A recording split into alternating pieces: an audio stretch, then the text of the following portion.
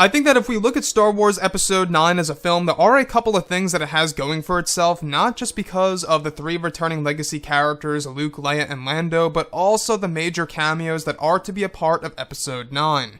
This is Mike Zero. If you guys are new to the channel, do make sure to subscribe to see future Star Wars content. Now, as of today, we are just over 11 months away from the release date of Episode 9, with, of course, 11 months and 2 days to go until this movie releases and until we get to see J.J. Abrams' vision of the end of the Skywalker saga. Now, these past couple of weeks or so, we've been learning a whole lot more about this film when it comes to some of the set leaks, the set designs, the concept art, and storyboard descriptions, etc. However, what's really exciting has all to do with J.J. Abrams and Chris Terrio negotiating of bringing somebody very much iconic back into the Star Wars universe, and that of course is no other than Ewan McGregor, returning for lines of dialogue in Episode 9 as Obi-Wan Kenobi. Now, I don't know about you guys, but this definitely does make a whole lot of sense given that some of the concept art and storyboard descriptions that we have heard before has all to do with Obi-Wan Kenobi's Force Ghost being a part in Episode 9. Now, the fact that there are negotiations of Ewan McGregor actually reprising the role of Obi-Wan Kenobi in Star Wars Episode 9 in the form of a voice, no word on him actually returning in the form of the actual Obi-Wan Kenobi figure. So far, it's just for dialogue and dialogue only, very similar to what we experienced in The Force Awakens. Now, as of right now, they are trying to work around his schedule that has all to do with Dr. Sleep, Birds of Prey, The Land of Sometimes, and The Cow. Now, Ewan McGregor is currently involved in many different projects. Dr. Sleep is actually just finished, Birds of Prey he is still filming, and The Land of Sometimes and The Cow he's actually prepping right now.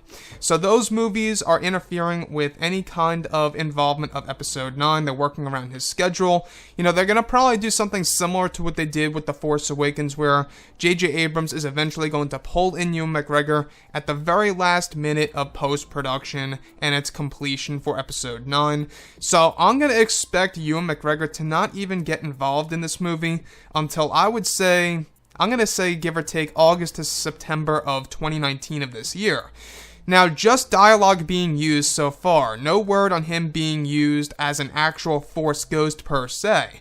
And this definitely does also line up with what we heard before in the past, that they would be using the character of Obi-Wan Kenobi and mixing it between both old and young versions of Kenobi, while also getting other voice actors as well to actually do some of the voiceover work of Obi-Wan. So, Ewan McGregor coming into the mix and kind of just reprising the role of his version of Obi-Wan Kenobi in the form of a voice tells us a lot of things, and it speaks volumes by Disney and Lucasfilm. Now, I don't know about you guys, but I think that this is the right way to go, and it's a step in the right direction in order for J.J. Abrams to really fully explain about all of the burning questions in Episode 9 that remain unanswered, right? I mean, why in the world would Obi-Wan Kenobi talk to Rey or speak of Rey, saying, "Rey, these are your first steps"? So, J.J. Abrams has a plan here. I think it's pretty obvious at this point that J.J. has a big plan for the character of Kenobi in this film. Now, does this really make sense that maybe Obi-Wan Kenobi is going to be somehow connected to that of Rey as a character? Are they connected together? Are they related? Is Rey a descendant of the Kenobis? We'll have to wait and see. You know, that's one thing that I think would not only be poetic to the Star Wars sequel trilogy and the Skywalker saga as a whole, but also it would just feel right in my own opinion. If you look at Kylo Ren / Ben Solo, he's the grandson of Darth Vader / Anakin Skywalker. How poetic would it be if it ends up Rey being the granddaughter of Obi-Wan Kenobi himself, the Jedi Master who once lived, throughout the prequels and, of course, the beginning of the original trilogy?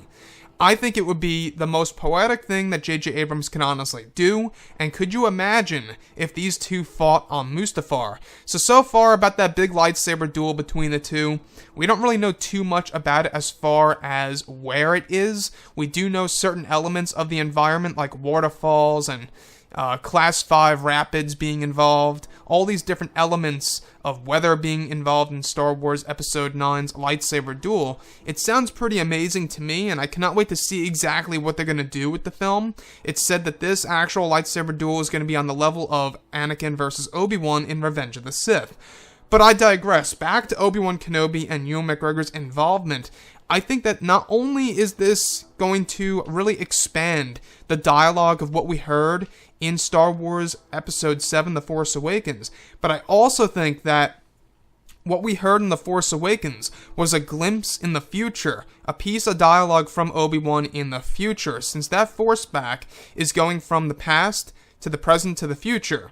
But anyways, guys, let me know what you think about all of this below in the comments, and if you guys did enjoy the content for today, do make sure to drop a thumbs up on this video to support the channel. I thank you all so very much for the kind support, and I'll catch you guys next time.